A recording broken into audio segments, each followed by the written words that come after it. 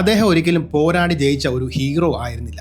എപ്പോഴും നായികയെ സ്വന്തമാക്കുന്ന ഒരു സൂപ്പർ സ്റ്റാറും ആയിരുന്നില്ല. സിനിമയുടെ ഓരങ്ങളിൽ ഒരു സാധാരണ കാഴ്ചക്കാരനെ പോലെ ഒതുങ്ങി നിന്ന ഒരാൾ. പക്ഷേ ആ നോട്ടത്തിൽ ഒരു കണ്ണാടി ഉണ്ടായിരുന്നു. നമ്മുടെയൊക്കെ ഉളിരിപ്പും കോംപ്ലക്സുകളെയും പേടികളെയും ഒക്കെ നമുക്ക് നേരെ തിരിച്ചു പിടിച്ച ഒരു കണ്ണാടി. മലയാള സിനിമയുടെ മനസാക്ഷിയായി മാറിയ ആ എഴുത്തുകാരനെ, ആ നടനെ, ആ സംവിധാനത്തെക്കുറിച്ചാണ് നമ്മളിന്ന് സംസാരിക്കുന്നത്. വലിയ ഒച്ചപ്പാടൊന്നുമില്ലാതെ ഒരു ബ്ലോക്ക് ബസ്റ്റർ സിനിമയ്ക്ക് തീർക്കാൻ പറ്റാത്ത ഒരു ഗ്യാപ്പ് ഉണ്ടാക്കി സിനിമയിൽ നിന്ന് മാറി നിൽക്കുന്ന ആ മനുഷ്യനെ കുറിച്ച്. മലയാള സിനിമയിൽ സൂപ്പർ സ്റ്റാറുകൾ ഉണ്ടായിട്ടുണ്ട്, മഹാനടന്മാരും ഉണ്ടായിട്ടുണ്ട്. പക്ഷേ ശ്രീനിവാസൻ എന്നയാളുടെ സ്ഥാനം വളരെ യുണീക്കാണ്. അദ്ദേഹം ഒരു സൂപ്പർ സ്റ്റാർ ആയിരുന്നില്ല, ഒരുപക്ഷെ മലയാള സിനിമയ്ക്ക് വളരെ അത്യാവശ്യമായിരുന്ന ഒരു ശബ്ദമായിരുന്നു അത്. 200-ലധികം സിനിമകളിൽ അദ്ദേഹം അഭിനയിച്ചു. പക്ഷെ ലോകം അദ്ദേഹത്തെ ഒരു നടനായി അറിയും മുമ്പേ അദ്ദേഹം ഒരു റൈറ്റർ ആയിരുന്നു. അതിനുശേഷം ആക്ടറും പിന്നെ ഡയറക്ടറും. ഈ 3 റോളിലും അദ്ദേഹം പറഞ്ഞത് ഒരേ കാര്യമാണ്: നമ്മളെക്കുറിച്ച്, നമ്മുടെ നാടിനെക്കുറിച്ച്. കണ്ണൂരിലെ പാട്യം എന്ന ഗ്രാമത്തിൽ ജനിച്ച് മദ്രാസിൽ പോയി അഭിനയം പഠിച്ച് സിനിമയിലെത്തിയ ശ്രീനിവാസൻ മലയാള സിനിമയുടെ കാഴ്ചപ്പാടുകളെ മൊത്തത്തിൽ മാറ്റിമറിച്ചു എന്ന് തന്നെ പറയാം. അദ്ദേഹം കൊണ്ടുവന്ന പുതിയ ടൈപ്പ് ഹീറോകളെ ആയിരുന്നില്ല, മറിച്ച് അതുവരെ നമ്മൾ കണ്ട ഹീറോയിസത്തെ പൊളിച്ചെഴുന്ന സാധാരണക്കാരെയായിരുന്നു. നമ്മുടെ വീട്ടിലും അയൽപക്കത്തും ചായക്കടയിലും ഒക്കെ കാണുന്ന അതേ ടൈപ്പ് ആൾക്കാരെ. അവരുടെ പൊള്ളത്തരങ്ങളും നിസ്സഹായാവസ്ഥയും ഒക്കെ ശ്രീനിവാസൻ സിനിമയാക്കി. ചിരിയിലൂടെ അദ്ദേഹം നമ്മളെ ചിന്തിപ്പിച്ചു. പക്ഷേ ആ ചിന്തകൾക്ക് ഒരു ചെറിയ കയ്പുണ്ടായിരുന്നു. കാരണം ആ സിനിമകളുടെ പടലിലും നമ്മൾ നമ്മളെ തന്നെ കണ്ടു. ശ്രീനിവാസൻ എന്ന എഴുത്തുകാരന്റെ പേനയ്ക്ക് ഏറ്റവും പവർ കിട്ടിയത് പൊളിറ്റിക്കൽ സറ്റയർ എഴുതിയപ്പോഴാണ്. അതിൽ ഏറ്റവും ടോപ്പ് പടമാണ് 1991 ഇറങ്ങിയ സന്ദേശം. 30 വർഷം കഴിഞ്ഞിട്ടും കേരളത്തിലെ പൊളിറ്റിക്സ് ചർച്ച ചെയ്യുമ്പോൾ സന്ദേശമില്ലാതെ ഒരു ഡിബേറ്റും പൂർണ്ണമാകില്ല. പാർട്ടിയുടെ പേരിൽ 2ആയി പിരിഞ്ഞ ചേട്ടന്റെയും അനിയന്റെയും കഥ. സത്യത്തിൽ കേരളത്തിലെ പല വീടുകളിൽ നടക്കുന്ന രാഷ്ട്രീയത്തിന്റെ ഒരു ലൈവ് ടെലികാസ്റ്റ് ആയിരുന്നു ഈ സിനിമ. കോൺഗ്രസ്, കമ്മ്യൂണിസ്റ്റ് എന്നൊന്നും പേരെടുത്ത് പറയാതെ തന്നെ ആ ഐഡിയോളജികളുടെ പൊള്ളത്തരങ്ങളും അണികളുടെ വെറും വിധേയത്വം ശ്രീനിവാസൻ തുറന്നു കാട്ടി. പോളണ്ടിനെ കുറിച്ച് ഒരു അക്ഷരം മിണ്ടരുത് എന്നൊരൊറ്റ ഡയലോഗ് മതിയായിരുന്നു ഏത് രാഷ്ട്രീയ പ്രസംഗത്തെക്കാളും വലിയ ഇമ്പാക്റ്റ് ഉണ്ടാക്കാൻ. അണികളെ രോമാഞ്ചം കൊള്ളിക്കുന്ന നേതാക്കന്മാരുടെ പ്രസംഗങ്ങളിലെ പൊള്ളത്തരങ്ങളും സാധാരണക്കാരന്റെ ലൈഫിൽ രാഷ്ട്രീയം എത്രത്തോളം ഔട്ട് ഓഫ് സിലബസ് ആണെന്നും സന്ദേശം കാണിച്ചു തന്നു. ക്വാളിഫിക്കേഷൻ ഉണ്ടായിട്ടും ജോലിക്ക് പോകാതെ പാർട്ടിക്ക് വേണ്ടി മാത്രം ജീവിതം കളയുന്ന മക്കളെ ഓർത്ത് വിഷമിക്കുന്ന രാഘവൻ നായർ എന്ന അച്ഛൻ അന്നത്തെയും ഇന്നത്തെയും പല അച്ഛനന്മാരുടെയും അവസ്ഥയാണ്. സന്ദേശം ഒരു രാഷ്ട്രീയ സിനിമയായിരുന്നില്ല, മറിച്ച് സാധാരണക്കാരന്റെ കണ്ണിലൂടെ രാഷ്ട്രീയത്തെ ചോദ്യം ചെയ്യുന്ന ഒരു കുടുംബ ചിത്രമായിരുന്നു. സറ്റയർ ഇത്രയും കൃത്യമായ സിനിമയിൽ ഉപയോഗിച്ച വേറെ എഴുത്തുകാർ മലയാളത്തിൽ കുറവായിരിക്കും.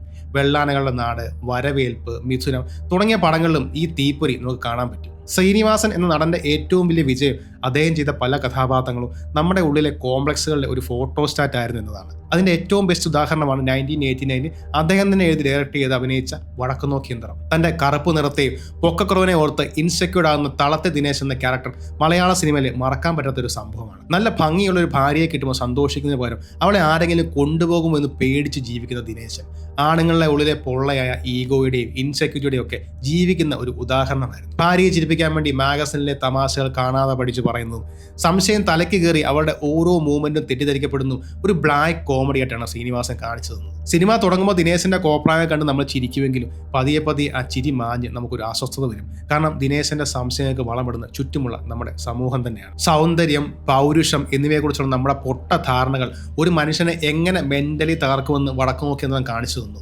അവസാനം ദിനേശന്റെ ചിന്തകൾ ഒരു മെന്റൽ ഹോസ്പിറ്റലിൽ എത്തുമ്പോൾ സിനിമ നമ്മളോടൊരു ചോദ്യം ചോദിക്കുന്നുണ്ട്: ആരാണ് ശരിക്കും രോഗി, ദിനേശനോ അതോ അവനെ ആ അവസ്ഥയിലേക്ക് തള്ളിവിടുന്ന സമൂഹം? ചില സിനിമകളിൽ ശ്രീനിവാസൻ ഹീറോയോ വില്ലനോ കൊമേഡിയനോ ആയിരുന്നില്ല, മറിച്ച് ആ കഥയെ സൈലന്റായി കൺട്രോൾ ചെയ്യുന്ന ഒരു ശരിയുടെ ശബ്ദമായിരുന്നു. അതിന് ഏറ്റവും വലിയ ഉദാഹരണമാണ് അദ്ദേഹം എഴുതി സംവിധാനം ചെയ്ത ചിന്താവിഷ്ടയായ ശ്യാമള. എക്കണോമിക്സ് ഡിഗ്രി ഉണ്ടായിട്ടും തൊട്ട ബിസിനസ് എല്ലാം പൊളിഞ്ഞു പോകുന്ന ഒരു ഉത്തരവാദിത്തമില്ലാതെ നടക്കുന്ന വിജയൻ എന്ന ഭർത്താവിന്റെ കഥയാണിത്. ജീവിതത്തിലെ പരാജയങ്ങളും രക്ഷപ്പെടാൻ അയാൾ അവസാനം ആത്മീയതയിലേക്ക് തിരിയുന്നു. ശബരിമലയിലേക്ക് പോയി തിരിച്ചു വന്ന് ഒരു സന്യാസിയെ പോലെ ജീവിക്കാൻ തുടങ്ങുന്ന വിജയൻ സത്യത്തിൽ കൂടുതൽ സ്വാർത്ഥനാവുകയാണ് ചെയ്യുന്നത്. കുടുംബത്തിന്റെ ഭാരം മുഴുവൻ ഭാര്യ ശ്യാമളയുടെ തലയെ കെട്ടിവെച്ച് അയാൾ ആശ്രമത്തിലേക്ക് പോകുന്നു. ഈ സിനിമയിലൂടെ ശ്രീനിവാസൻ വിമർശിക്കുന്നത് ഉത്തരവാദിത്തങ്ങളിൽ നിന്നും രക്ഷപ്പെടാൻ മതത്തെ ഒരു മറയാക്കുന്ന ആളുകളെ കുറിച്ചാണ്. പക്ഷെ സിനിമയുടെ അവസാനം ഒരു തെറ്റും ചെയ്യാതെ ഭർത്താവ് ഉപേക്ഷിച്ചു പോയ ശ്യാമള സ്വന്തം കാലിൽ നിൽക്കുമ്പോൾ അതൊരു സൈലന്റായി ഒറ്റയ്ക്ക് നിന്ന് വിജയിക്കുന്ന ഒരു സ്ത്രീയുടെ ശക്തി കാണിക്കുന്നു.